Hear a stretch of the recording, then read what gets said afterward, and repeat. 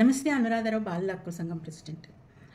ఇప్పుడు సమాజాన్ని కలిసివేస్తున్న సమస్య అది చాలా దారుణమైన సమస్య. చిన్నారులపై లైంగిక దాడులు ఎంత బాధాకరమో. పసిపిల్లల నుంచి పండు ముసలి వరకు వదిలిపెట్టడం లేదు. ఈ వాస్తవ ఘటనలు ఏ విధంగా అడ్డుకోవాలి?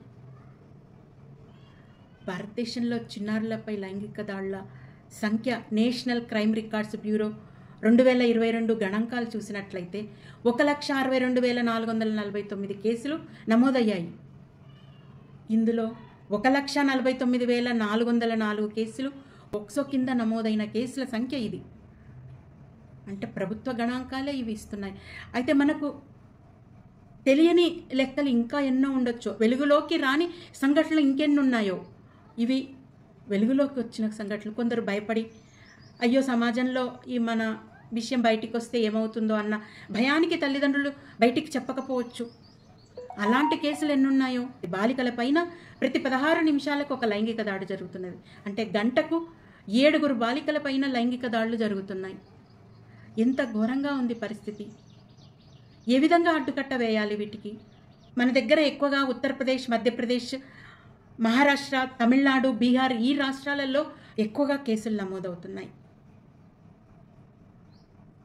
తెలంగాణ లెక్క చూసుకున్నట్లయితే లాస్ట్ ఇయర్ గత సంవత్సరం గణాంకాలు చూస్తే 468 కేసులు నమోదయ్యాయి. అత్యధికంగా కేసులు నమోదవుతున్న జిల్లాలు మహబూబ్ నగర్, నిజామాబాద్, మేడ్చల్, రంగారెడ్డి, నారాయణపేట్, హైదరాబాద్, ఆదిలాబాద్, నల్గొండ, కామారెడ్డి, సిద్దిపేట్.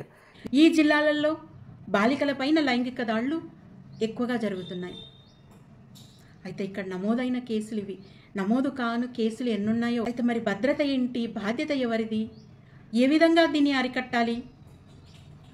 ఇక్కడ ఆశ్చర్యకరమైన విషయం ఏంటంటే 94% తెలిసిన వారే ఈ లైంగిక దాడులకు పాల్పడుతున్నారు. అది బంధువులు కావచ్చు, మిత్రులు కావచ్చు, చుట్టుపక్కల వాళ్ళు కావచ్చు.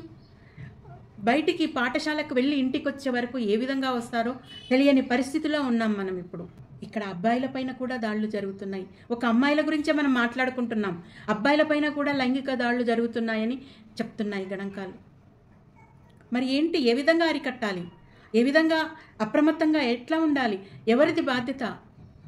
అది ఆలోచించినట్లయితే ఫస్ట్ సమాజం బాధ్యత ఇది. సమాజంలో ప్రతి ఒక్కళ్ళు బాధ్యులే. ఏదైనా ఘటన జరిగింది అంటే చుట్టుపక్కల ఉన్న వాళ్ళందరూ బాధ్యులే. తల్లిదండ్రులు బాధ్యులే. తల్లిదండ్రులు ముఖ్యంగా అప్రమత్తంగా ఉండాలి. పాఠశాలకు పంపిస్తున్నారంటే పాఠశాల వాళ్ళు అప్రమత్తంగా ఉండాలి. ఎందుకు జరుగుతున్నాయి ఇవి? ఒకవేళ పాఠశాలలోనే జరిగితే వాళ్ళే బాధ్యత వహించాలి. కంప్లైంట్ ఇస్తే ఇమీడియట్గా అలర్ట్ కావాలి పోలీస్ యంత్రాంగం. పిల్లలు మిస్ అయినారు అని ఇంట్లో చూసుకోగానే అలర్ట్ కావాలి తల్లిదండ్రులు.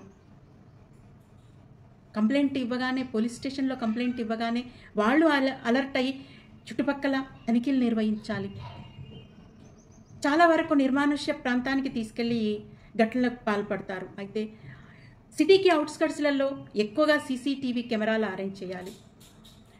పోలీస్ పెట్రోలింగ్ ఎక్కువగా ఉండాలి ఆ ప్రాంతాల్లో. ఎక్కడ చూసినా ఈ సీసీటీవీ కెమెరాలు ఉన్నట్లయితే ఇమీడియట్గా పట్టుకోవచ్చు వాళ్ళను. పేరెంట్స్ కూడా అలర్ట్ అయ్యి వెంటనే చూసుకుంటే పిల్లలు కనిపించట్లేదు అని చూసుకోగానే అలర్ట్ అయితే ఇమీడియట్గా దొరుకుతారు. తర్వాత పేరెంట్స్ పిల్లలతో సఖ్యతగా ఉండాలి. స్కూల్కు పంపిస్తారు.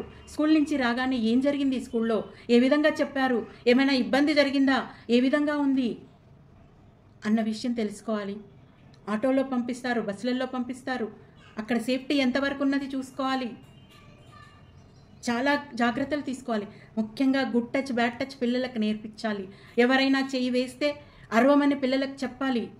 ఆ ప్రాంతం నుంచి పారిపోమ్మని చెప్పాలి. ఇవన్నీ పిల్లలకు పేరెంట్స్ నేర్పించాలి. స్కూల్లో టీచర్లు పిల్లలకు నేర్పించాలి. ఈ విధంగా అప్రమత్తంగా ఉండాలి అన్న విషయం చెప్పాలి. అలర్ట్గా ఉండాలి. ప్రతి ఒక్కళ్ళు కూడా, సమాజంలో ఉన్న ప్రతి ఒక్కళ్ళు కూడా ఏ కామాంధుడు ఎక్కడి నుంచి కాటేస్తాడో తెలియదు కాబట్టి అందరూ అలర్ట్గా ఉన్నట్లయితే ఈ దారుణాలను ఆపడానికి సాధ్యమవుతుంది. అయితే ఇక్కడ పిల్లలను రక్షించడానికి చట్టాలు ఉన్నాయి. పోక్సో, ముఖ్యంగా లైంగిక దాడులు జరిగినప్పుడు పోక్సో పెడతారు. ఆ శిక్షలు అన్నవి కఠినతరంగా ఉండాలి. ఇమీడియట్గా పడాలి వాళ్ళకి శిక్షలు. ఎవరైతే ఈ చర్యకు పాల్పడ్డారో వాళ్లకు శిక్షలు త్వరితగతిన వేస్తే అరికట్టడానికి సాధ్యమవుతుంది. అవగాహన ఎంత ఇంపార్టెంటో ఈ చట్టాల అమలు కూడా అంతే ఇంపార్టెంట్. కాబట్టి అందరూ అలర్ట్గా ఉండాలి, అప్రమత్తంగా ఉండాలి. పిల్లలను కంటికి రెప్పలాగా కాపాడుకోవాల్సిన బాధ్యత అందరిపై ఉంది. Thank you.